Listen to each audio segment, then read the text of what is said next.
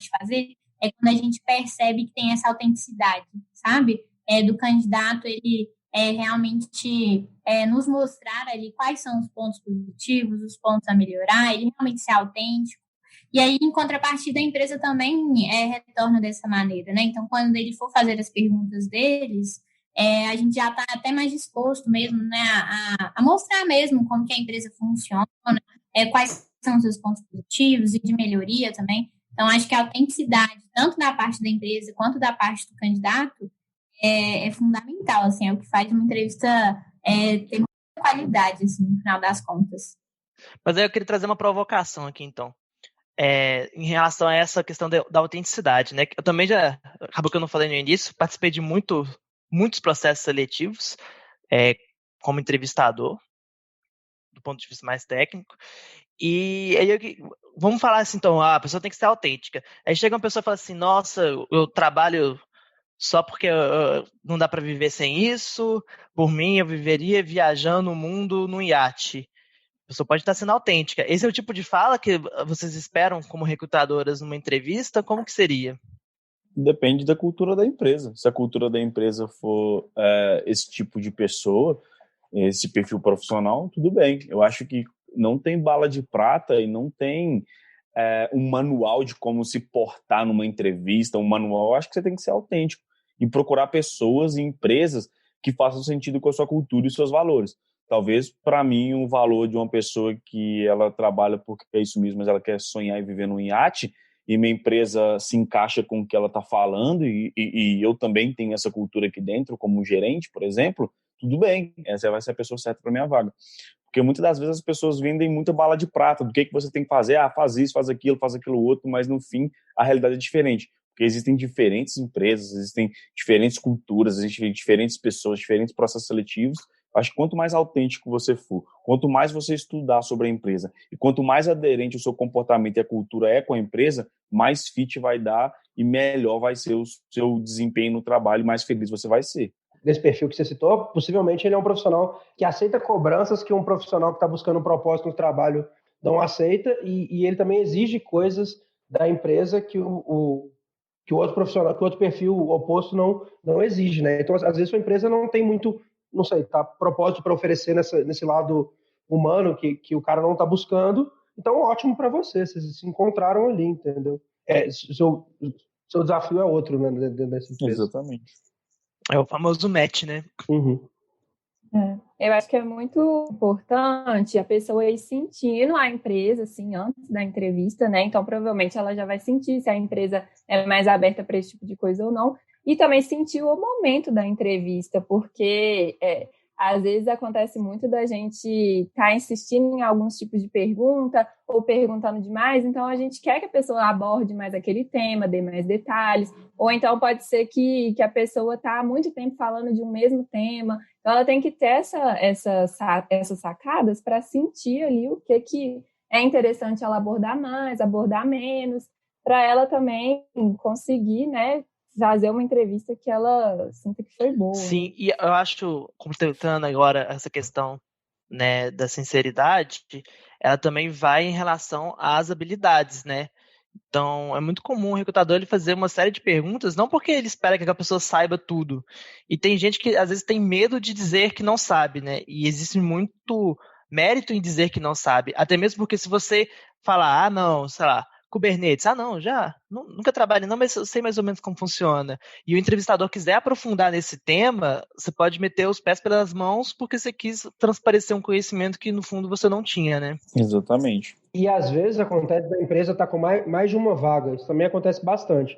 E às vezes ser sincero sobre suas habilidades te desencaixa talvez dessa vaga que você está tentando, mas pode te habilitar outra que você não viu ou que acabou de ser aberta no meio do seu processo. A gente já teve processo que a gente estava recrutando para 3 frentes ali, então a gente tinha três requisitos diferentes, então se o cara ia desencaixando, a gente ia encaixando em outro lugar, e a gente ia procurando esse fit dele dentro da vaga também. E isso só reforça, Luiz, o autoconhecimento, né? Quando você se conhece muito bem, você vai estar disposto ali a se candidatar e entrar em vagas que façam sentido com você. E a empresa se conhecendo bem também, né? Conhecendo a cultura dela, enfim, esse fit vai ficar muito mais fácil, porque as coisas vão ser mais transparentes e claras.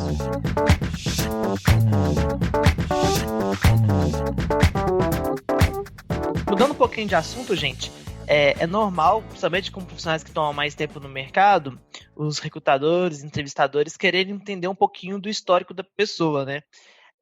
Como que você relata, às vezes você tem um histórico que não foi tão positivo, como passar isso na entrevista de uma forma a acrescentar a entrevista e não ser algo negativo em relação à sua contratação ou não? Eu acho que o mais importante é deixar claro os seus aprendizados em relação a cada experiência que você teve, porque às vezes não foi uma experiência que foi tão legal por algum motivo, mas você teve um aprendizado ali que foi bacana, então se você consegue reconhecer isso e passar na entrevista, acho que é uma boa forma de apresentar. Não sei o que a Fê acha, quer complementar, Fê? Acho que é por aí mesmo, Ana. Primeiro que, para além de só querer passar os aprendizados, a própria pessoa ela tem que demonstrar ali que ela fez uma análise em cima daquela experiência que ela vivenciou e que aquilo, de fato, trouxe ali algum aprendizado para a vida dela, né? Então, novamente, aí o ponto da autenticidade, mas de realmente refletir sobre a experiência, o que ela aprendeu, né? O que ela se desenvolveu, se ela errou de alguma maneira até, se ela faria diferente ou não. Então, expor isso também, né, nesse momento. E falando, assim, às vezes de candidatos até que tenham poucas experiências, né? E no momento que você está lá se preparando, fazendo aquela revisão, assim, de tudo que você já vivenciou, mesmo pequenas experiências podem ter te ensinado muitas coisas e ter começado ali a se desenvolver em algumas habilidades, e isso também pode ser bem válido, assim, dentro de uma entrevista, né? Então, considerar suas próprias experiências como válidas, eu acho que é um ótimo ponto de partida, assim, mas acho que a questão do aprendizado é o que fica mesmo, né? O que você aprendeu, o que hoje você faria diferente, qual que foi a sua análise sobre aquela experiência. E até pensando num estudo científico, Harvard fala que você acaba aprendendo mais com fracasso do que com sucesso. Então, se você fracassou várias vezes na sua vida, possivelmente você aprendeu muita coisa lá. Então, elenca tudo que você aprendeu, conta primeiro o seu fracasso. Eu fracassei fazendo isso, isso e isso, eu errei fazendo isso, isso, isso, porém eu aprendi que isso não se deve fazer, isso pode se fazer diferente, da próxima vez que eu tentei fazer, deu certo e tal. Você consegue elencar muito bem essas características, vai ser super sucesso. E para quem está procurando um primeiro emprego ou está no primeiro emprego querendo buscar um novo emprego, acredito que portfólio é uma das coisas mais lindas do universo. Quando você coloca tudo que você está aprendendo lá no GitHub, no Bitbucket, enfim, compartilha com seus amigos no LinkedIn e você entrega isso para o recrutador, para a recrutadora, tudo fica lindo. Porque as pessoas que vão te avaliar, elas vão entender, legal, essa pessoa fez isso, isso e isso, olha que legal esse portfólio dela, olha que legal esse projeto que ela desenvolveu.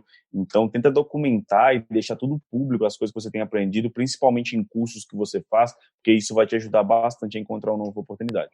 E bate muito com o que o Chagas falou, de também alimentar a comunidade, tá indo nos eventos, meetups, tá procurando um projeto de código aberto, você consegue somar alguma coisa. Por mais que seu pull request não passe, que a feature não passe, vão te justificar porque não passou, vão te ajudar a melhorar, isso vai te melhorando como profissional.